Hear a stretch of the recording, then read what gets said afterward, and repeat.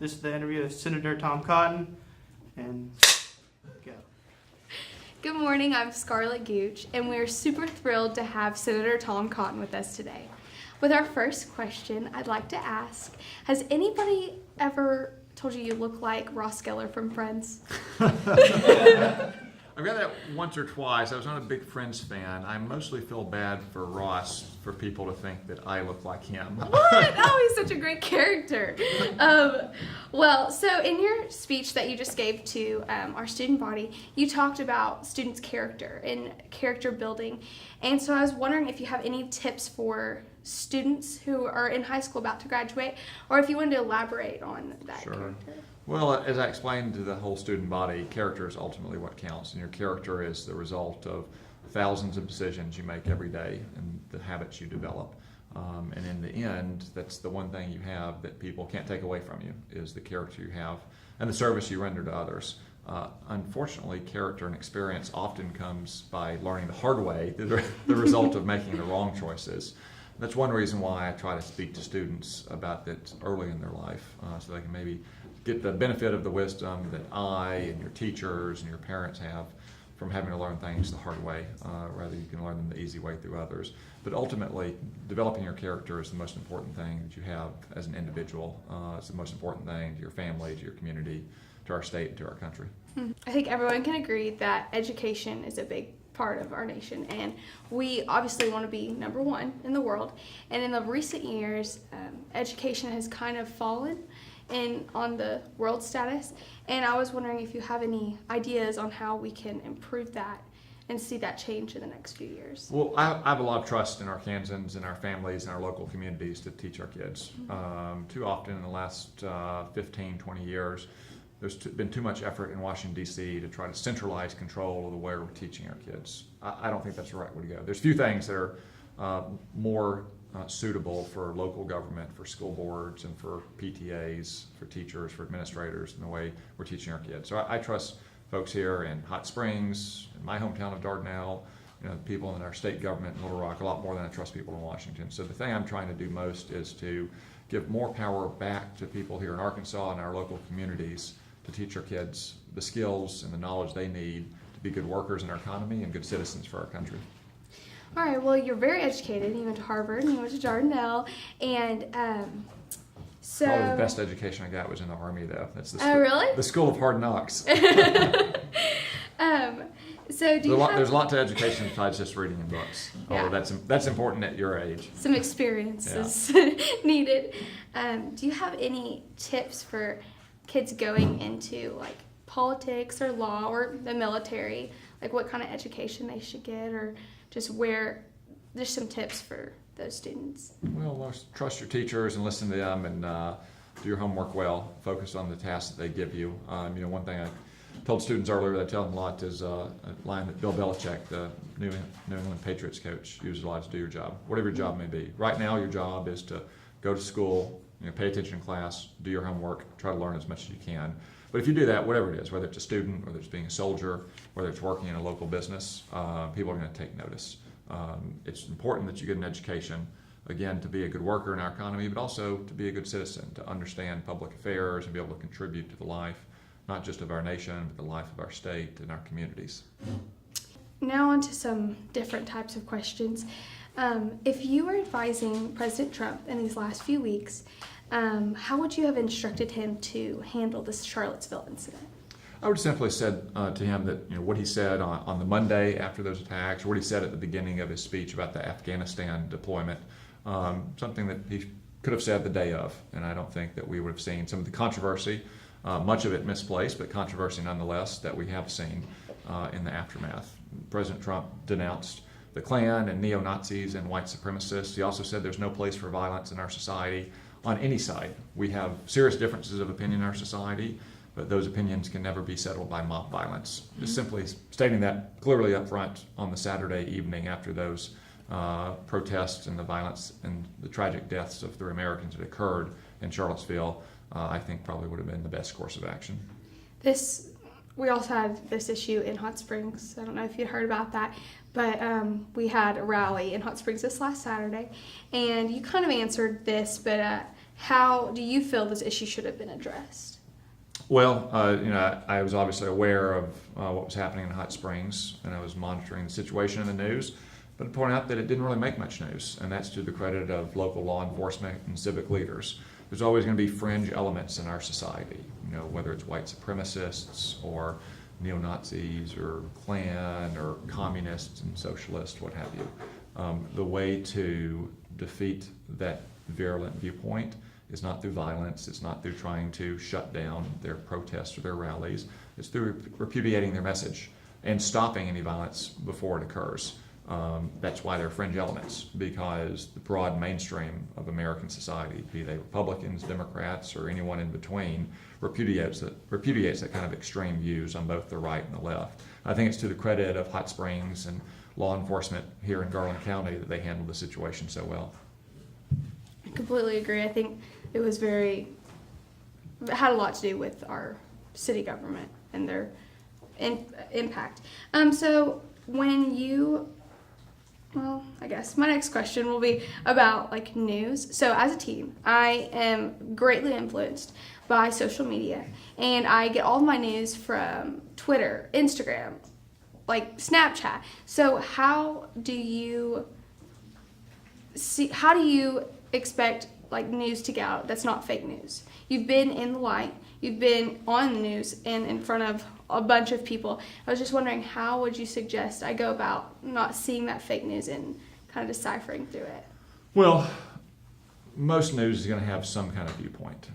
Most newspapers and TV stations and radio programs in Washington try to present themselves as objective. It's hard for any human being to be objective. That's why it's important to take in a diverse set of viewpoints. So just to take a couple examples. On cable news, to the extent I watch it, which is not very often, I try to watch all three of the major cable networks. They have very different viewpoints, but I think it's important to be able to hear from all sides. You get the same thing if you read local newspapers. You can read a liberal columnist and you can read a conservative columnist and make those decisions for yourself. But I would always say that you should, because there's an inherent degree of bias or misperception or viewpoints in every human being's nature and the way we express ourselves, the way we understand the world. Try to form those opinions for yourself. Read a lot, watch a lot, listen to a lot, take in a diverse set of viewpoints and reach your own conclusions and reach your own opinions. Do you have any do you like any of them specifically, I guess? Do you suggest any? No, I mean, again, I try to take in a wide array of viewpoints. I don't watch much TV except for sports, but I try to read most of the major daily newspapers. So are you a Patriots fan? I'm a Patriots fan. I think even if you don't like the Patriots, there's a lot to respect in the way they've run their organization. The proof is in the pudding over 5 victories in the last 15, 16 years.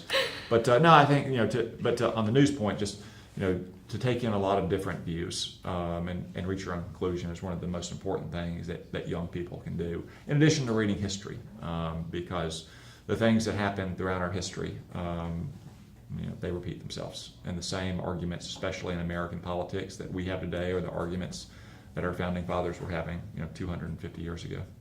One of the questions I was asked earlier was about President Trump shutting down the government for a while. And you brought up the wall. And I was interested to see how you feel about that. You kind of discussed it a little bit in your speech. But what do you plan to do? What would be your ideal situation to do with the immigrants who are already here? Well, so first off on the wall, we need a wall. I've said this for years. I think one of the reasons Donald Trump won last year is he made that a distinctive campaign promise. Walls work. I know there's a lot of sophisticated people in Washington who say they don't, but they do. Otherwise, we wouldn't have a fence around the White House. People wouldn't put fences around their homes. We wouldn't have fences around military bases. They work. They're not the only thing we need. We need other kinds of technology. We obviously need capable and brave Border Patrol agents patrolling the border as well, but walls work. Now, to take a step back from the wall itself to the question you raised about illegal immigrants and the broader question of immigration, it's a very complicated topic. There's lots of different issues inside of it. One reason why Congress hasn't adequately addressed immigration in the last 10 years, despite trying 3 times and failing, is it tries to put everything into one giant ball of wax and solve all the problems at once, for which there's really no constituency among the American people. So I think we should look at some of the discrete problems where you have some bipartisan agreement and try to move forward on those problems. That's why I've introduced legislation that would change the way we give out green cards every year. That's the most important thing we do in our immigration system. So what's your idea on that? So today we give out about 1 million green cards a year, which means we bring in the state of Montana every single year, state of Arkansas every 3 years. Only about 1 in 15 of those people get a green card because of their skills or their job offer or their education. That makes no sense in our economy. So you believe to have more? We should reorient our legal immigration system to try to attract the most talented, the most highly educated, the most skilled immigrants who are going to come here, provide for their families, not use welfare, pay taxes, and create jobs for other Americans as well. That will probably result in a decline in immigration, but immigration has been historically elevated for many years, and we're at record level highs now of largely unskilled and low-skilled workers at a time when blue-collar workers haven't had a real pay raise in 40 years. I don't think that's a good system for the American people. If we take that kind of incremental approach where we focus on the problems that I think are solvable now, it'll give the American people more confidence that we can solve the bigger, longer-term issues like what to do about illegal immigrants in our society. So your view not necessarily is to eliminate, just like taking the ones who would be beneficial. Yeah, to focus on what our economy needs. Our economy right now does not need many unskilled and low-skilled workers. A lot of entry-level jobs that high school students can take. Working in retail or working on farms or working on ranches. That's jobs that high school people need. That's jobs that, if you look at our inner cities, that have very high levels of unemployment, that young African-American teenagers and 20-somethings need, because you see such high levels of unemployment among youth and among minorities. We don't need more unskilled and low-skilled workers to compete for those jobs. We need to find a way to get Americans into those jobs and get their foot on the economic ladder, climbing up so they can get better jobs with more pay and more responsibility and so forth. At the same time, there are places where we have need for high-skilled, highly educated work. Just this week I've met with Indian American doctors and Syrian American doctors. We have a lot of those in Arkansas because it's hard to recruit doctors to rural Arkansas, to places like Dardanelle, Arkansas. But if you attract them from overseas, that's a great benefit for them. In the meantime, they're providing a great benefit for our state. They're providing quality health care for people in rural Arkansas and employing nurses, employing record specialists, employing receptionists, and so forth. That's the kind of immigration system we need, one that focuses on the well-being and the interest of Americans. All right. Let's see. Covered about all of my questions. One more question is, well, first I want to thank you for your service. Thank you. But the question is, how do you feel in the recent announcement that Trump made about Afghanistan? Yeah, well, so I served in Afghanistan myself, and I know the difficulties of trying to bring a stable, peaceful government to that country. We have to accept that we're not going to create a Western-style parliamentary democracy there. That's for the Afghan people to do. It's for them to decide the kind of government they're going to have, the kind of economy they're going to have. What we can't allow to happen in Afghanistan is what happened in Mosul, Iraq in 2014. Complete collapse of government authority, and the Islamic State took over. And you still have, in Afghanistan and Pakistan combined, 20 designated foreign terrorist organizations, the highest concentration in any of the world. We can't allow the collapse of security and public safety in that country that creates safe havens where the Taliban takes charge again and allows Al-Qaeda or the Islamic State or the Haqqani network to have the freedom of action and freedom of movement they need to carefully and deliberately plot attacks against the United States and our citizens. That's exactly what happened in the late 1990s and what led to 9/11. So it's very much, the strategy is very much focused on stopping that from happening, on taking the fight to the Taliban and to those terrorist organizations and pressuring them until the point where they are done fighting and they are done threatening the United States from that territory. So do you believe that sending more troops over there is the right thing to do? So for too long, in Afghanistan and elsewhere, we focused on troop levels and resources, not strategy. That's the wrong way to look at these matters, and President Trump realizes that, as he said. You have to look at our strategy and our interests and then decide the number of troops and resources to commit to that strategy. Our core interest in Afghanistan is not allowing that country to be a safe haven controlled by the Taliban again, which terrorist organizations can then use to launch attacks against us. We should listen to our military commanders and their professional judgment about the number of troops we need. I don't think it's going to be 40,000 new troops, not going to be 400,000 new troops. The troops that we need oftentimes are not, frontline trigger pullers. They're providing the kind of professional services that a world-class military like ours can. That's intelligence, aviation, logistics, supply and finance, and so forth, with the Afghans on the front lines doing the trigger pulling.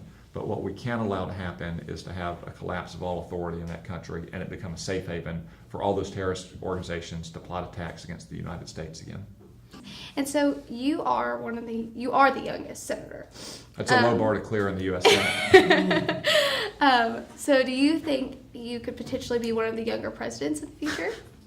Well, right now I'm focused on being Arkansas's senator and on being a good husband and father to my 2 little boys. How old are And, your little boys? 2 years old and 8 months old. Oh. So it's a handful. On any given day, it's to be determined, who misbehaves more, my boys or my coworkers. But they're a handful. So I'm very happy being United States Senator for Arkansas and being a dad and being a husband and running for re-election in 2020 and hoping the people of Arkansas see fit to return me as their senator. Awesome. Well, this has been such an awesome interview. Do you have Thank you, anything Scarlett. else you want to say? Or Go- anything you want to add? Go Rams! Go Rams, that's right. Well, thank you so much. Thank you. Thank you.